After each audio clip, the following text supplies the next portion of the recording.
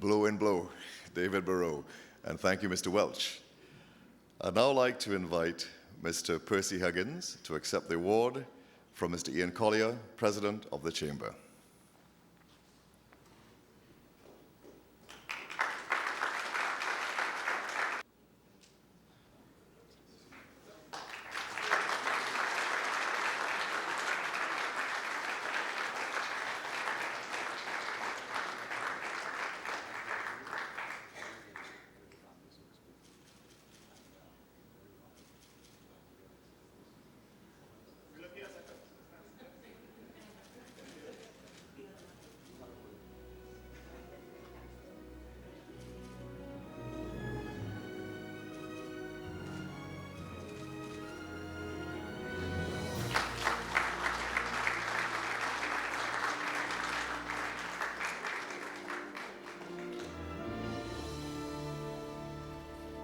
Thank you very much, Mr. Huggins.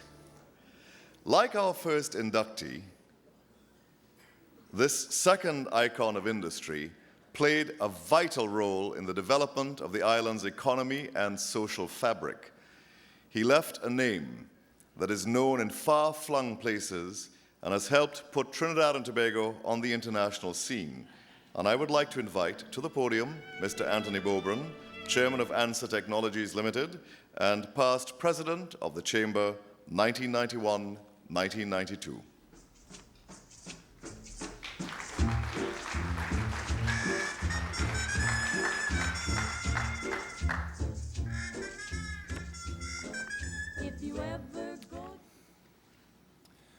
Joseph Bento Fernandez. Born on the 31st of May, 1903, Joseph Bento Fernandez, better known as JB, was the first in his family to be born in Trinidad. His grandfather, Manuel Fernandez, had migrated from the island of Madeira to Trinidad in 1880 with his wife Sabina and two children, Maria Marta and Jose Gregorio, the father of J.B. Fernandez. After the young Joseph completed school at Queen's Royal College in Trinidad, he completed his Liceo in Lisbon.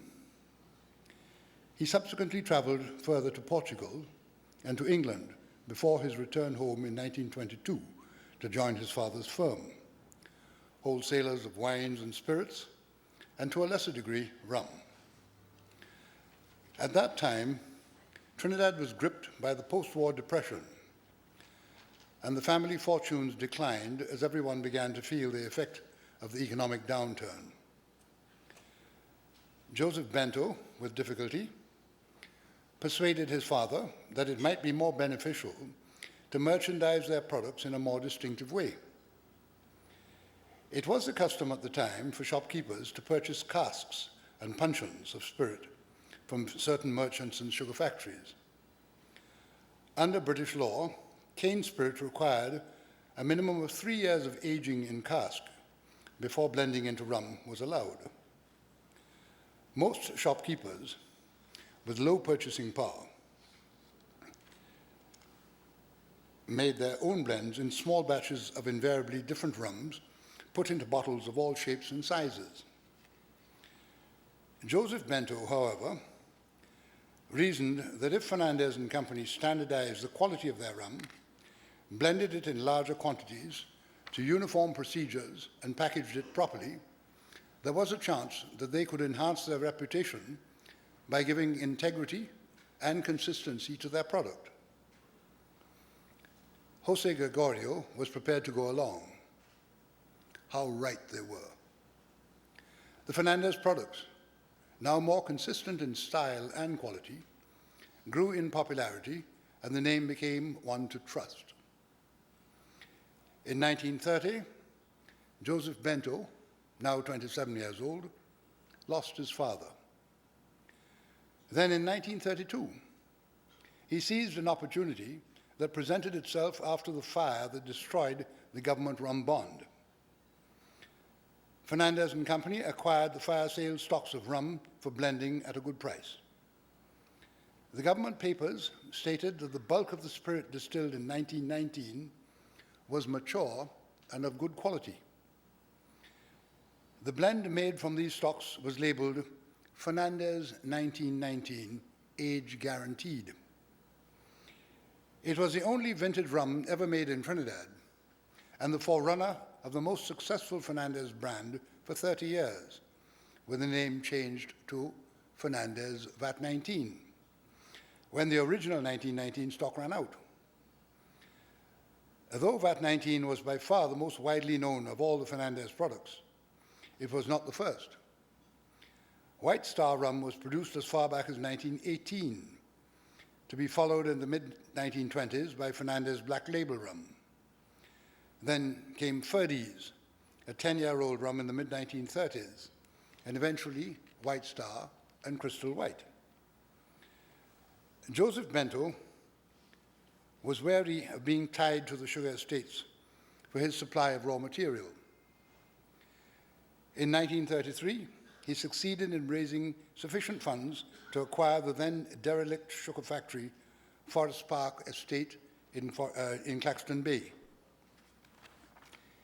It took him 8 years of tremendous sacrifice and toil, mortgaging every possession to rebuild Forest Park into an efficient and productive factory. By the end of World War II, Forest Park was making 1 ton of sugar from 8.2 tons of cane, an efficiency not achieved today. Meanwhile, Joseph Bento tinkered with a wooden still he had at Forest Park. He practiced and honed his hand at distilling and making rums that would be the foundation of his next venture.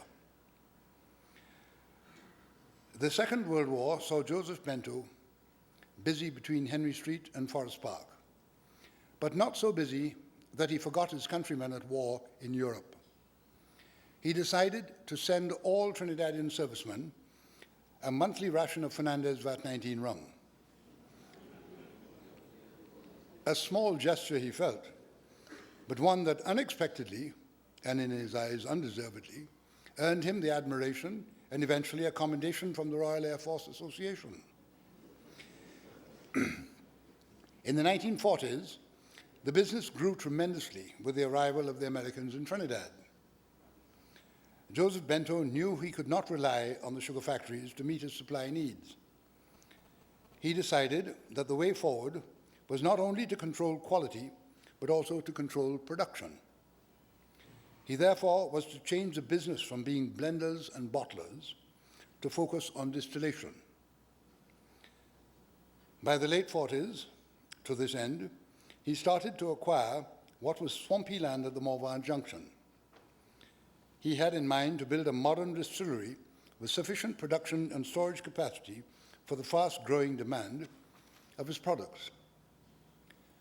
He had many detractors who felt that luck had played a large part in his success to date. He was again to prove them wrong. By the 1960s, Fernandez and Company had become Fernandez Distillers Limited, holding the largest stocks of aging rum in the Caribbean, with an unrivaled reputation for quality. With his acumen and innate understanding of people, Joseph Bento personally nurtured the classic blends of the perfectly aged rums that became legendary. By the 1970s, Fernandez controlled 85% of the local rum market, with exports as far afield as Ireland and Japan.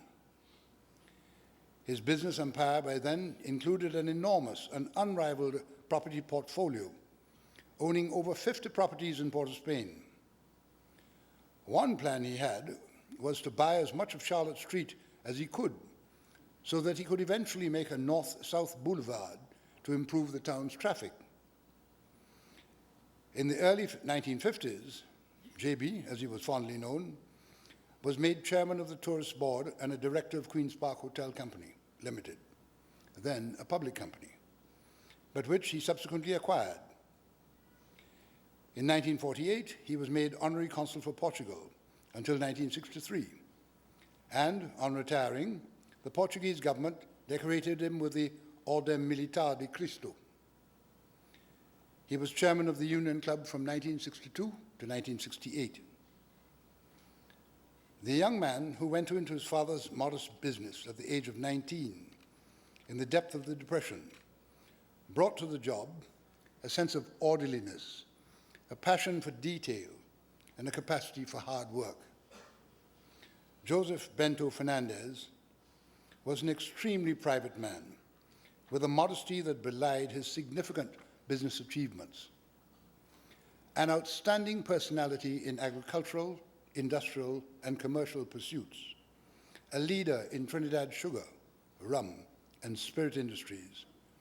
He was legendary in being as difficult as he was generous. He was one of Trinidad's foremost philanthropists, an art collector, and a keen horse race owner. He sponsored countless individuals to study abroad, as well as a wide variety of charities, schools, medical facilities, and needy cases in Trinidad and Tobago, as well as in his father's homeland, Madeira. He shunned the spotlight, striving for anonymity in donations. He died in December 1992, leaving his widow, Maria Manuela, a sister, Lucinda, 4 children, and 6 grandchildren to mourn their loss. Today, the Joseph B. Fernandez Memorial Trusts and the Fernandez Foundation continue the important humanitarian works he had done all his life in helping those in need. Thank you.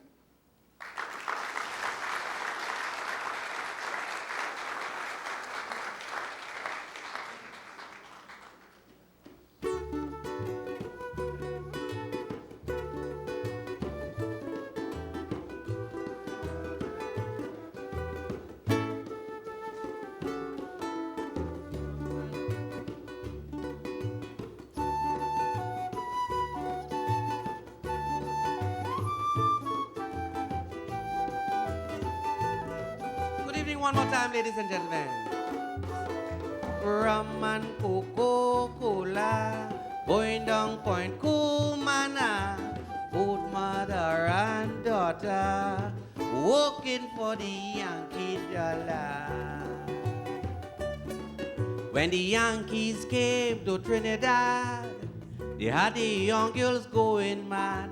They say that the Yankees treat them nice because they give them a better price. Drinking rum and Coca-Cola, going down Point Kumana, both mother and daughter, working for the Yankee dollar.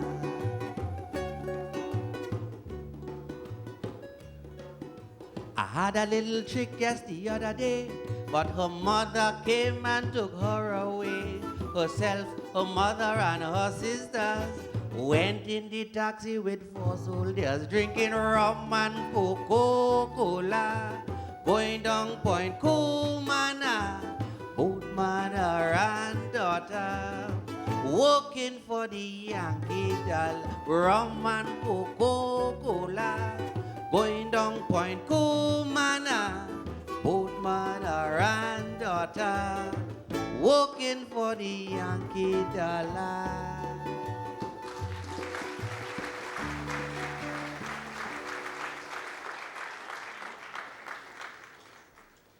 You realize, Joseph, that the Andrews sisters also owes your family royalties. And we would now like to invite Joseph Fernandez to come and accept the award from Mr. Collier.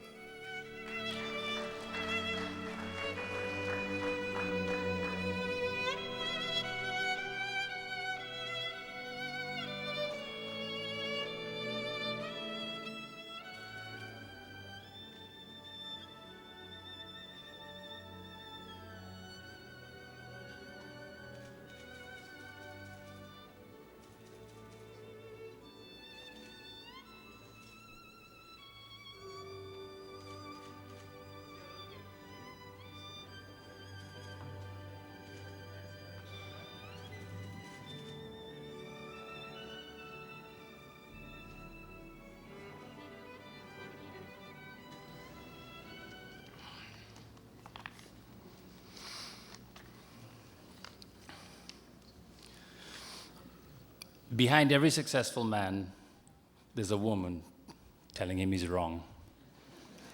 My father loved to tease. Life in the 1920s and 30s in the rum shops of Queen Street cannot have been easy, though probably safer than today. JB was a self-taught man, a lateral thinker, religiously fair, and preferring to lose a deal than to be thought of as sharp. He had many interests, keenly observant, emotionally dedicated, and thoroughly perseverant. He detested waste in any form. He despised the arrogant, the show-off, and traveled extensively, especially with us, to broaden our education. He felt quality was always worth paying for, a strong, unorthodox component in his character, and an instinctive foresight.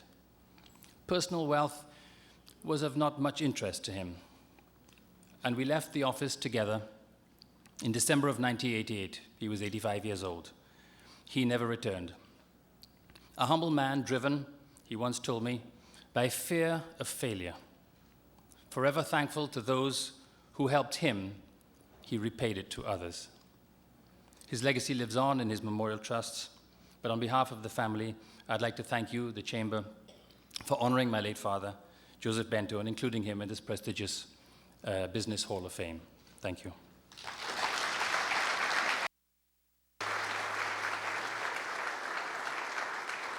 Our third industrial legend has had a positive influence on not only the business community, but on the nation as a whole. It has always been a great pleasure for me personally to hear his distinctive voice, enjoy his wit, and learn from his wealth of knowledge. Ladies and gentlemen, I would like to invite Mr. Christian Mute, President of the Chamber, 2004-2005, and the youngest president ever when he took over from Mr. Thomas Gatliff, President up to that time, to pay tribute to this living legend.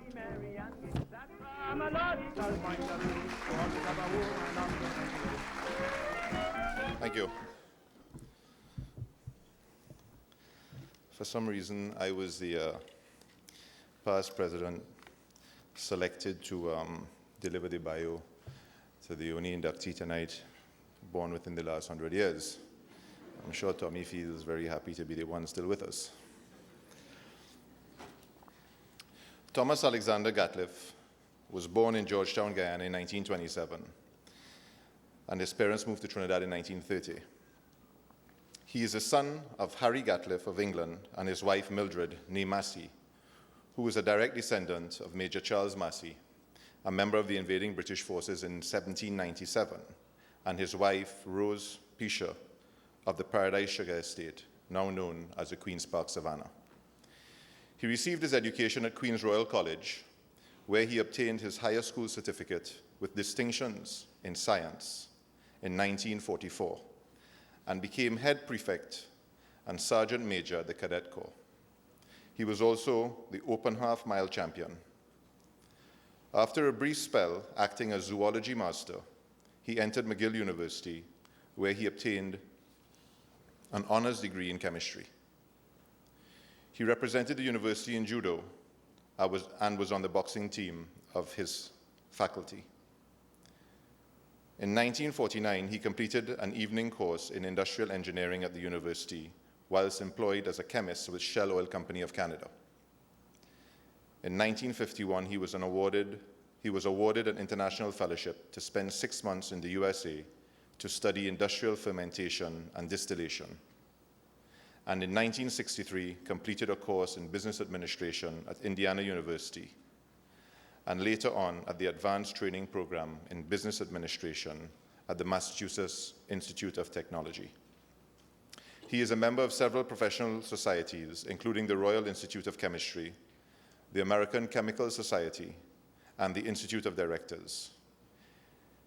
He has served on a number of governmental committees, including the Hobson Committee on Industrialization in 1957, and was for 6 years a member of the board of the Trinidad and Tobago Industrial Development Corporation.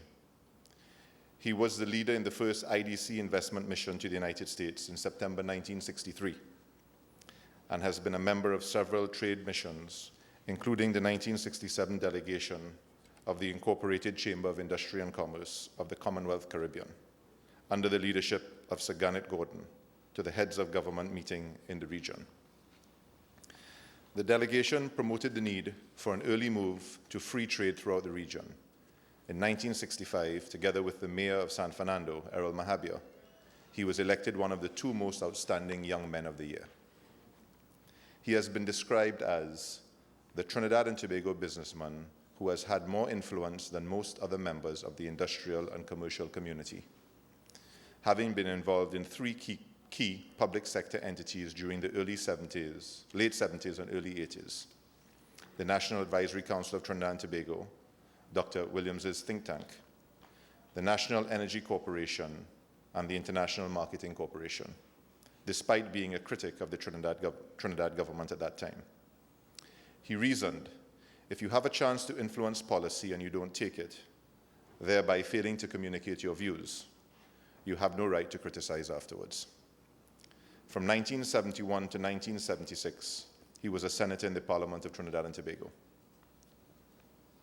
Tommy Gatliff has held directorships, chairmanships, and vice chairmanships, and board memberships of several companies, including Trinidad Distillers Limited, West Indies Stockbrokers Limited, Trinidad Broadcasting Limited, Trinidad Express Newspaper Limited, Bank of Commerce Trinidad and Tobago Limited, Neil and Massey Holdings Limited, Fernandez Distillers Limited, and Guardian Life. He is also a past director of the Caribbean Association of Industry and Commerce,